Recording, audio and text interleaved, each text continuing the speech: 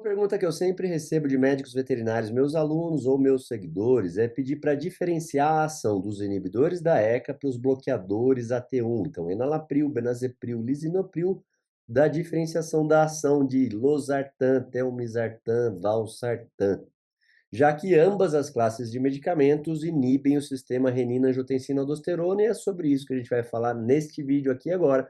Tudo de forma desenhada, didática, para você, veterinário, já usar na sua prática, já ver resultados e já entender o que você tem que monitorar nos seus pacientes quando eles tomam, quando você prescreve ou que veio prescrito por um outro colega, cardiologista, nefrologista, enfim. Isso é muito importante. E antes de começar nesse assunto e ir lá para a nossa tela de desenho, já vou pedir para você que ainda não é inscrito, clique e se inscreve nesse canal, porque aqui tem conteúdo de valor toda semana já para você usar e aproveitar. E também para você curtir esse vídeo, para a plataforma entregar para outros colegas, para a gente melhorar essa discussão que é muito legal. Então vem rapidamente comigo, gente. Como é que é a estimulação do sistema renina-angiotensina-aldosterona? São 4 variáveis, 3 setinhas para baixo e uma para cima. Redução da PA, redução da volemia, redução da oferta de sódio nos túbulos renais e aumento do sistema nervoso simpático. Tudo isso sozinho ou em conjunto vai estimular a liberação de renina pelos rins. Essa renina é uma enzima que vai converter o angiotensinogênio em angiotensina 1. A angiotensina 1 vai ser convertida em angiotensina 2 por duas vias, pela via da enzima conversora de angiotensina e pela via das quimases. São dois grupamentos enzimáticos que convertem e aumentam a concentração de angiotensina 1. A angiotensina 1, ela vai ter 4 efeitos: vasoconstrição, aumento da reabsorção de sódio e de água, ela vai estimular a córtex da adrenal a liberar aldosterona, a aldosterona vai ter mais vasoconstrição e maior reabsorção de sódio e de água, e vai estimular a liberação do ADH. O hormônio antidiurético, ADH, também vai fazer por si só mais vasoconstrição e aumento na reabsorção de água. Portanto, os efeitos combinados da angiotensina 2 são redundantes em vasoconstrição e aumento na retenção de volume. Só que a angiotensina 2 vai ter mais outros dois efeitos. Ela vai produzir inflamação sistêmica e ela vai fazer constrição da arteríola eferente no néfron. Agora, se eu prescrevo inibidor da ECA, fica fácil eu entender aqui, ó, que ao diminuir a concentração desta enzima, eu reduzo a conversão da angiotensina 1 em angiotensina 2. Portanto, eu tenho menos vasoconstrição e menor reabsorção de água. Quem são os inibidores da ECA? As moléculas terminadas em pril, dos mais utilizados na veterinária, a gente tem o enalapril, tem o benazepril, tem o lisinopril, existem outros, mas não vou precisar comentar de todos. Todos eles terminam em pril. Qual é o efeito deles, então? Reduzir a concentração da ECA e, portanto, reduzir a conversão de angiotensina 1 em angiotensina 2. Cada molécula vai ter a sua diferença farmacocinética e farmacodinâmica. Se você quiser esse assunto, inclusive, deixa nos comentários, pede para eu falar. Eu gravo um vídeo explicando a diferença de um e de outro, que não é o nosso foco agora. Pois bem, mas eu disse que tem outra maneira de se converter, de se reduzir a ativação do SRA, que não é pelo inibidor da ECA. Ele pode ser interessante em alguns casos, por exemplo, nos felinos, que convertem a angiotensina 1 em 2 também pela via das quimases, e aí não adianta muito entrar com o inibidor da ECA. No ser humano, essa outra molécula que bloqueia o receptor da angiotensina 2 foi desenvolvida porque ela reduz um pouco o efeito colateral, já que esta via da conversão de anjo 1 em anjo 2 estimula a liberação de bradicinina, e a bradicinina pode causar tosse no ser humano. Pode causar nos nossos pacientes veterinários também? Pode, mas nem tanto. Então, a gente reserva o uso do bloqueador do receptor da angiotensina 2 para casos específicos. E agora eu vou explicar como é que essa molécula age, mas para explicar como é que ela age, você sabe que nesse canal a gente tem que saber os porquês e não simplesmente é assim porque é assim. Não, quando você sabe o porquê, aumenta a chance de você memorizar sobre o assunto, entender, aplicar e monitorar o seu paciente, que é o que a gente quer especificamente. Pois bem, para que a angiotensina 2 tenha esses efeitos de vasoconstrição e reabsorção de água, ela vai agir em dois receptores.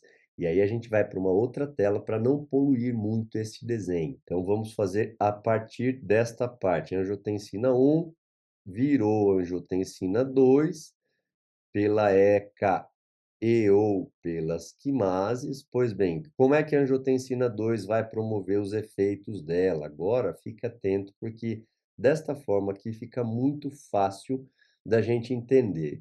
Primeiro, eu preciso entender que a angiotensina 2 vai agir em dois tipos de receptores. Parênteses, age em mais. Eu não vou falar de todos, vou falar dos que mais interessam. Ela age no receptor AT1 e no receptor AT2. Aqui eu peço a sua atenção à semântica, porque receptor AT1 da angiotensina 2 e receptor AT2 da angiotensina 2. Tudo é receptor da angiotensina 2. Esse receptor da angiotensina 2, o AT1, ele vai agir em dois locais específicos. Vamos escolher uma outra cor aqui, olha só. Ele vai agir no lindão do coração e ele vai agir no músculo liso do vaso. Então, ele vai agir aqui, ó, no músculo liso do vaso. Como é que ao quando a angiotensina 2 se liga nesse receptor, o que que acontece no receptor do coração? Pois bem, eu vou ter uma série de reações enzimáticas, vai ter aumento de uma fosfodiesterase, que é uma enzima, especificamente a fosfolipase C, que vai ativar proteína quinase A, que vai estimular fatores de crescimento. Portanto, eu vou ter hipertrofia. Ah, é, eu estou falando uma coisa e escrevendo outra. Vai ativar fatores de crescimento, portanto, eu vou ter hipertrofia. Junto com a hipertrofia, eu tenho fibrose cardíaca. E quando age aqui no receptor do músculo liso, o que que vai acontecer? O receptor AT1 no músculo liso, então vou colocar um receptorzinho aqui, aliás, vou colocar aqui também. Nesse caso específico, ele vem acoplado a dois receptores internos, a endotelina e o receptor alfa do sistema nervoso simpático, especificamente o alfa 1. O que que acontece aqui? Nesta situação, eu vou ter também a ativação da fosfodiesterase E, a fosfolipase C, que vai estimular a liberação do inositol trifosfato, que vai lá no retículo sarcoplasmático liberar o cálcio. E este cálcio vai promover vasoconstrição. Então, eu vou ter uma parede vascular mais grossa desta forma. Essa endotelina aqui, quando a angiotensina 2 se liga ao receptor AT1 do músculo liso do vaso, ela estimula tanto a endotelina quanto o outro receptor alfa 1.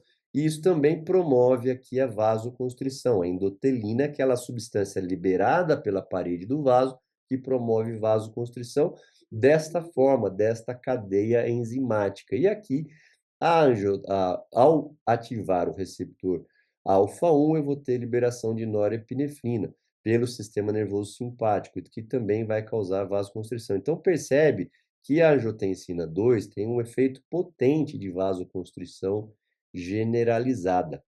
E aí, os efeitos que a gente conhece da angiotensina 2, que no longo prazo se tornam deletérios para os nossos pacientes, são pela ativação do receptor AT1.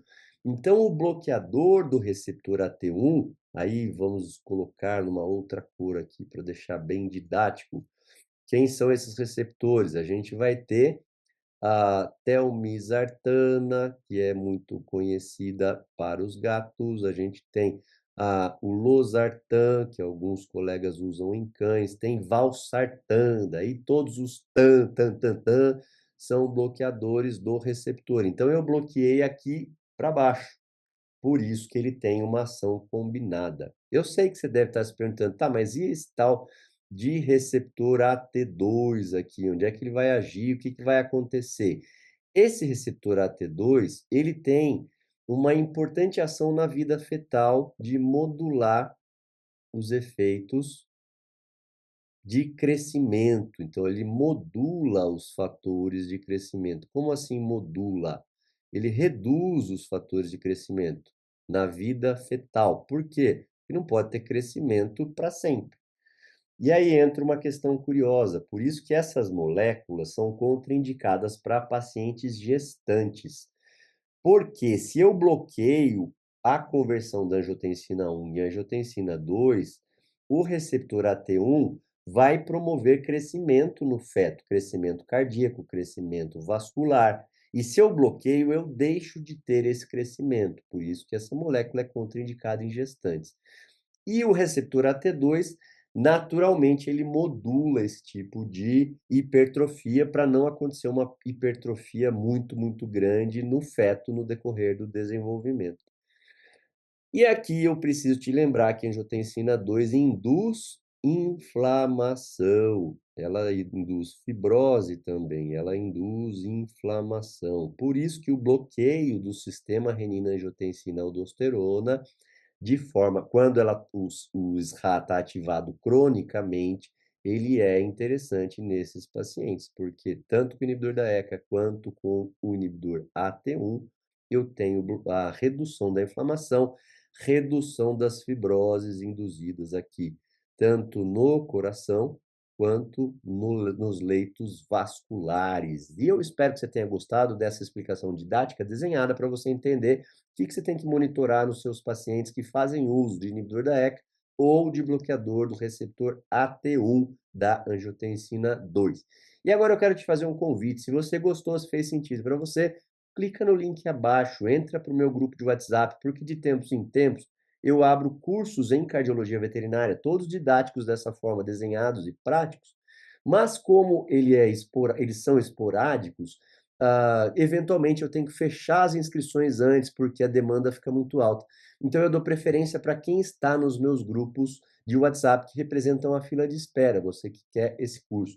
Então clica e se inscreve, deixa seu comentário, o que você achou dessa aula e outros assuntos que você queira que eu traga. Que a mão da graça de Deus repouse sobre nós, derramando paz, saúde, harmonia e prosperidade. Fique com Deus, a gente se vê no próximo vídeo.